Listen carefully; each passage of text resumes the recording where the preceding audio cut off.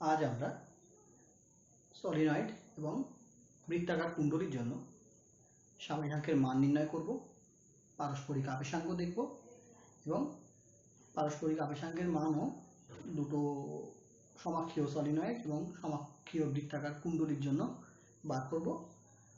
আর এছাড়া চোখ কী জিনিস সেটা একটু দেখব, আর আবেশহীন কুণ্ডলী দেখব।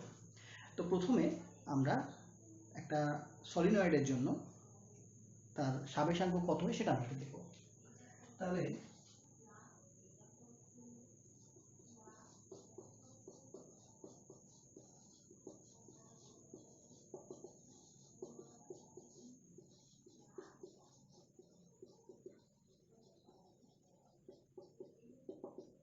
এখানে আমরা ধরা যাক একটা সলিনয়েড নিচ্ছি,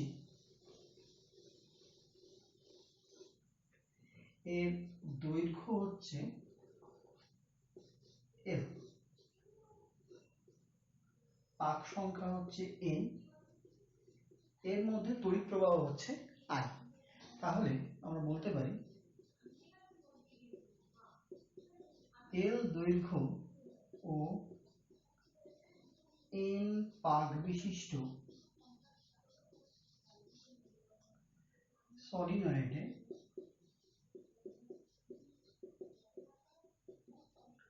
I তড়িৎ প্রবাহের জন্য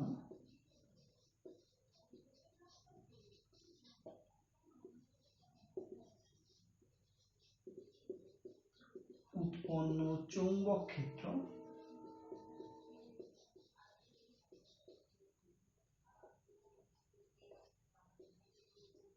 আমরা জানি B ইকুয়াল হচ্ছে মিউ0 NI। এটা ছিল, আমরা এখানে ধরে নিচ্ছি বায়ু মাধ্যম আছে, অর্থাৎ সব কি বলে এই সলিনয়েডের মধ্যবর্তী অংশ বায়ু আছে। যদি অন্য কোনো মাধ্যম থাকে তাহলে এখানে মিউ হবে, আদারওয়াইজ মিউ0 NI, বা এটাকে আমরা লিখি মিউ0 NI বাই L, যেখানে N বাই L বা এই স্মল n ছিল হচ্ছে একক দৈর্ঘ্যে পাক সংখ্যা। তাহলে অতএব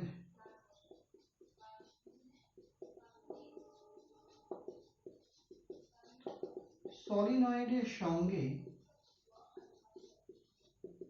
জড়িত মোট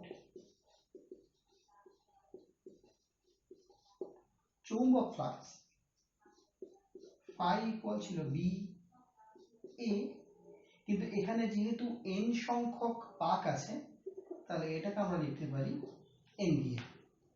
তাহলে মানটা বসিয়ে দেওয়া যাক। তাহলে এখানে আমাদের কি হয়ে যাবে মিউ0 n square A I by L. এবার আমরা যখন সাবেশাঙ্কের সংজ্ঞা করেছি তখন আমরা দেখেছি যে L ইকুয়াল ছিল 5/I। তাহলে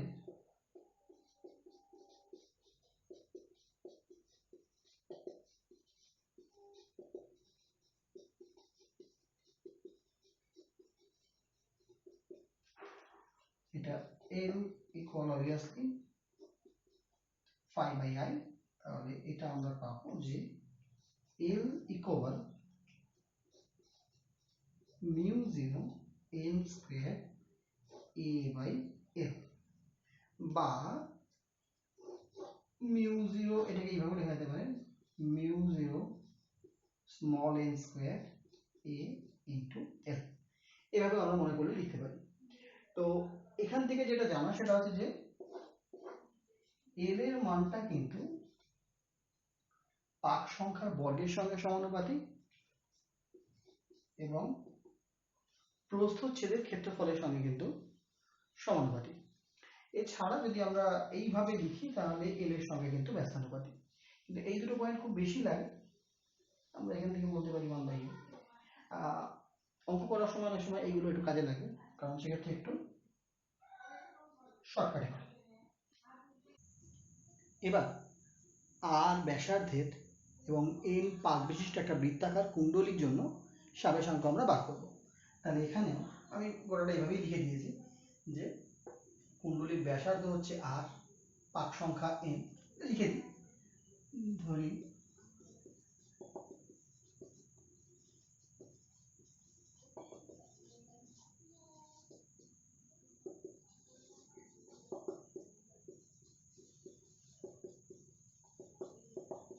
ব্যাসার্ধ আর,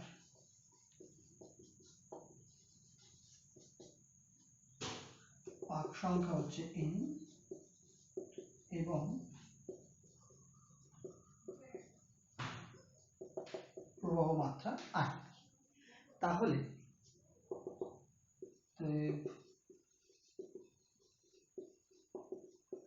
কুণ্ডলীর কেন্দ্রে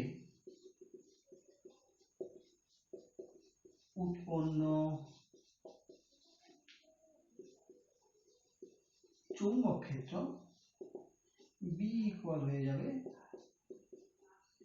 μ0 ni/2I।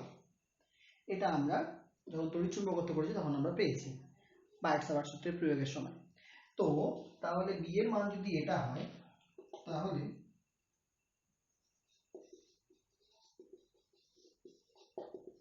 কুণ্ডলীর মধ্যে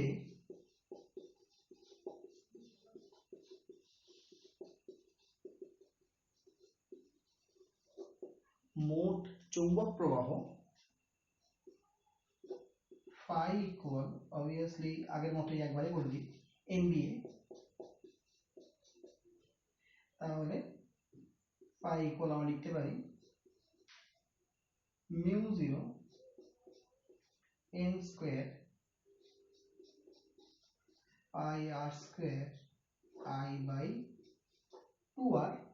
তাহলে এটাকে ছোট করে লেখা যাবে μ0 n স্কয়ার, বা এখানে একবার পাই μ0 লিখে দিই, পাই μ0 n স্কয়ার r I/2।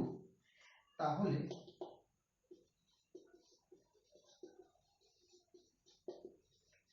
কুণ্ডলীর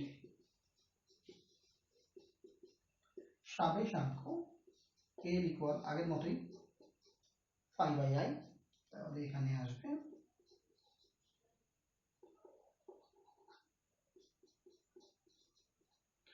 I μ0 n স্কয়ার r/2।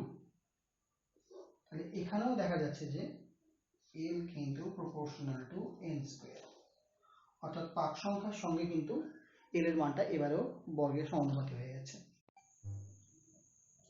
এখন কোনো কুণ্ডলীতে কি পরিমাণ চৌম্বক শক্তি সঞ্চিত থাকে যখন তার মধ্যে দিয়ে তড়িৎ প্রবাহ পরিবর্তন হচ্ছে সেটা আমরা এটা দেখব।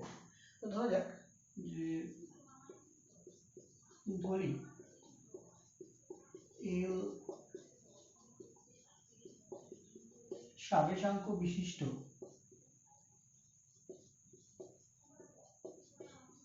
কোনো কুণ্ডলীতে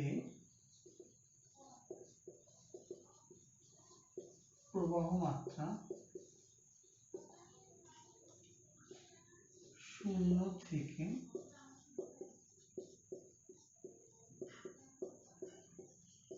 বৃদ্ধি পেয়ে I0 হয়। এখন আমরা যদি কোনো একটা মোমেন্টের কথা চিন্তা করি তাহলে এভাবে বলতে পারি, এখন কোন মুহূর্তে ধরা যাক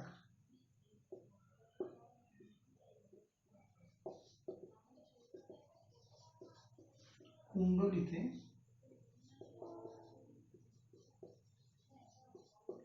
আবিষ্ট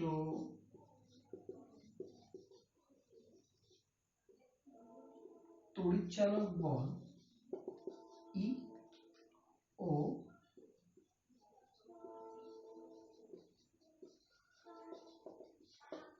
প্রবাহ মাত্রা I। তাহলে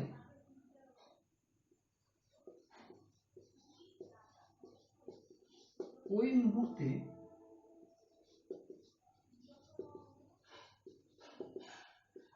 কুণ্ডলীর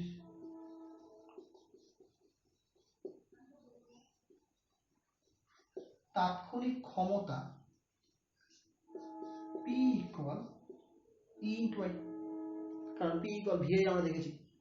তাহলে সেখানে এবার যদি E এর আমরা মান ধরি, E ইকুয়াল ছিল L dI dt, তাহলে E equal minus L dI dt ছিল, আমরা এখানে অ্যাকচুয়ালি মড E নিচ্ছি, তাহলে শুধুমাত্র L dI dt। কারণ এখানে মাইনাসটা মূলত অভিমুখ বোঝানোর জন্যই ব্যবহৃত হতো, তো এই জন্য মাইনাসটা আমরা বাদ দিলাম। তাহলে এখানে আমরা দিতে পারি এল ডিআই ডিটি, আর এখানে আই, তাহলে এল আই ডিআই ডিটি। অতএব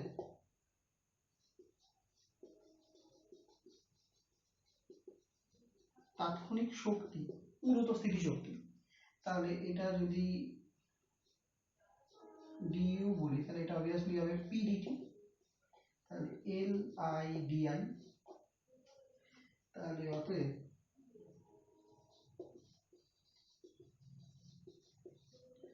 কুণ্ডলিতে সঞ্চিত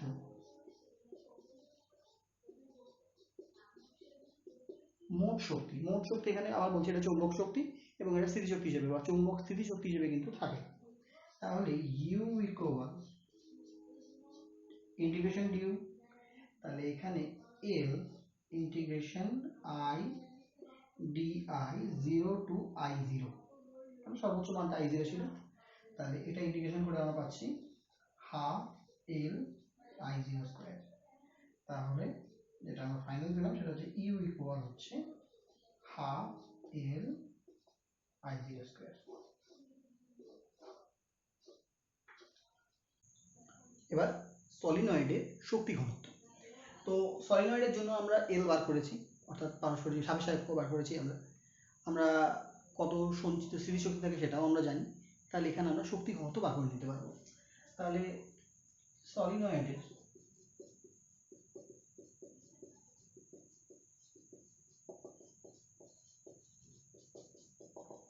দৈর্ঘ্য এল,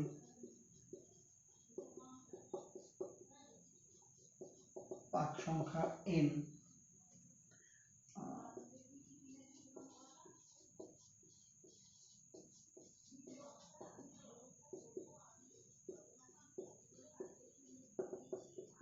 প্রস্থচ্ছেদের ক্ষেত্রফল হচ্ছে এ,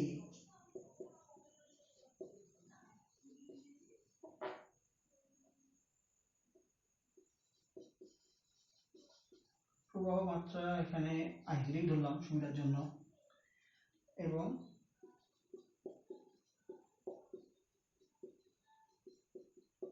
স্বাবেশাঙ্ক হচ্ছে এল। তাহলে অতএব সলিনয়েডে সঞ্চিত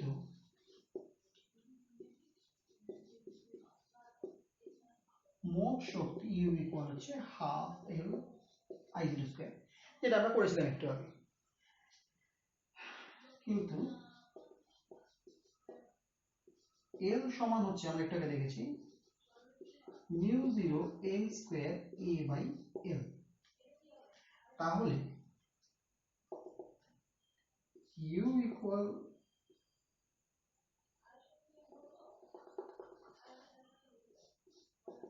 এটা আমরা লিখতে পারি হাফ এল এর মান আমরা এটা বসাচ্ছি mu 0 N square A by l into I 0 square. এটাকে সুবিধার জন্য আমরা এটাকে এইভাবে লিখছি half mu 0 square n square I 0 square by L square into a into l. তাহলে এই গেল ও সঞ্চিত মোট শক্তি। তাহলে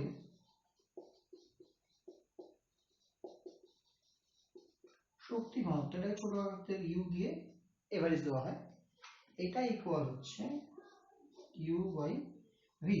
এই ভি মানে হচ্ছে এটা ভি 0 করে দিই, এইটা হচ্ছে সলিনয়েডের আয়তন,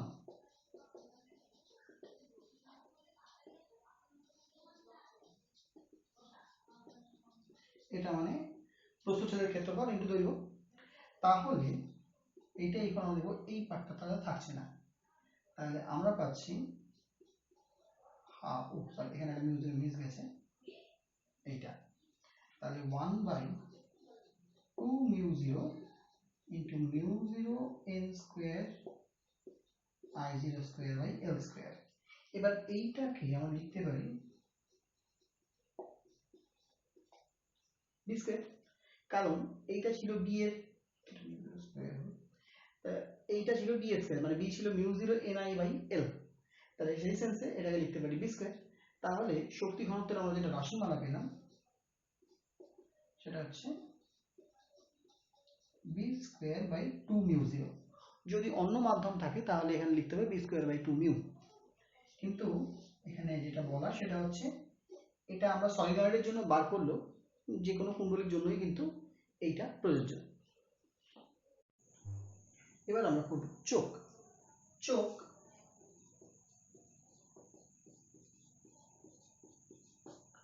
এটা হচ্ছে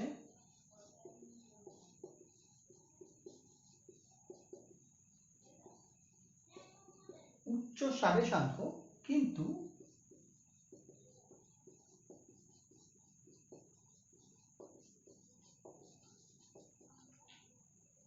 নিম্ন রোধযুক্ত কুণ্ডলী, অর্থাৎ এল এর মানটা অনেক বেশি কিন্তু রেজিস্ট্যান্স কম। এটা এবার সার্কিটে লাগালে কি হবে, একে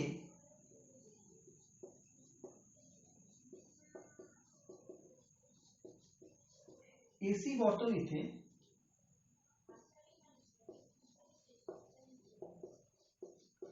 ব্যবহার করে, যেমন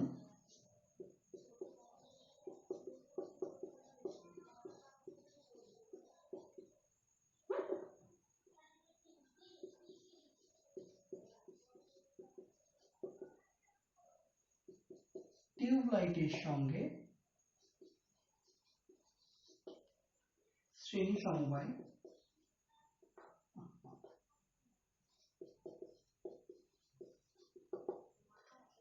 বর্তনীর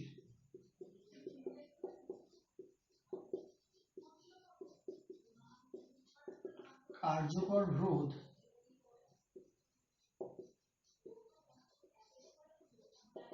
বাড়ানো হয়, একই সঙ্গে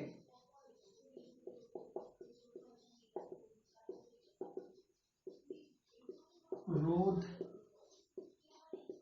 কম হওয়ায় শক্তির অপচয় কম হয়। অর্থাৎ টিউবলাইটের জন্য যে কারেন্টটা লাগে সেটা অ্যাকচুয়ালি অনেকটা কম। এখন আমরা রেজিস্ট্যান্স লাগিয়ে কমাতে পারতাম, কিন্তু রেজিস্ট্যান্স লাগিয়ে কমালে যেটা অসুবিধা সেটা হচ্ছে রোধের জন্য ওখানে অনেকটা তাপ উৎপন্ন হয়, অর্থাৎ অনেকটা শক্তি অপচয় হয়। কিন্তু যদি আমরা একটা সাবেশ বা মনে করো এই ধরনের চোখ লাগাই, তাহলে সেক্ষেত্রে যেটা হবে সেটা হচ্ছে রোধটা বাড়বে, কিন্তু মানে ওভারঅল সার্বিক রোধ বলা উচিত বা ইম্পিডেন্স বলা উচিত আরো ভালো করে। তাহলে ইম্পিডেন্সটা বাড়বে, কিন্তু যেহেতু ওর রোধ কম সেহেতু শক্তির অপচয়টা কিন্তু কম হবে। তো এই হলো চোখ। এবার এছাড়া একটা যেটা জানতে হয় সেটা হচ্ছে আবেশহীন কুণ্ডলী।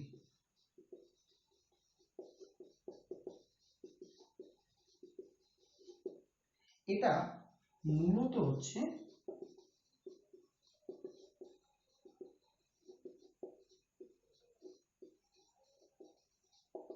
রোধ কুণ্ডলীতে, যেটাকে আমরা রেজিস্ট্যান্স বক্স বলি আর কি,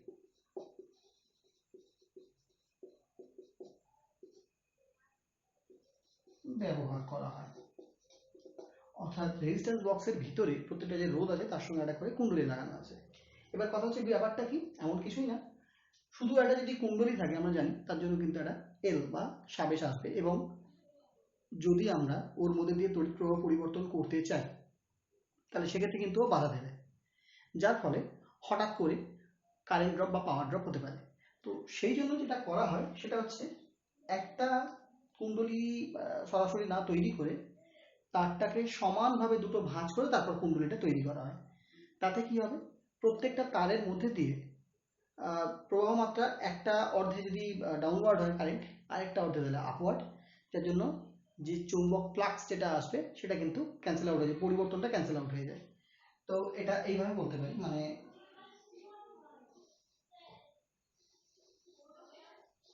এইটা ইউজ করা হয় না, বরঞ্চ যেটা করা হবে সেটা হচ্ছে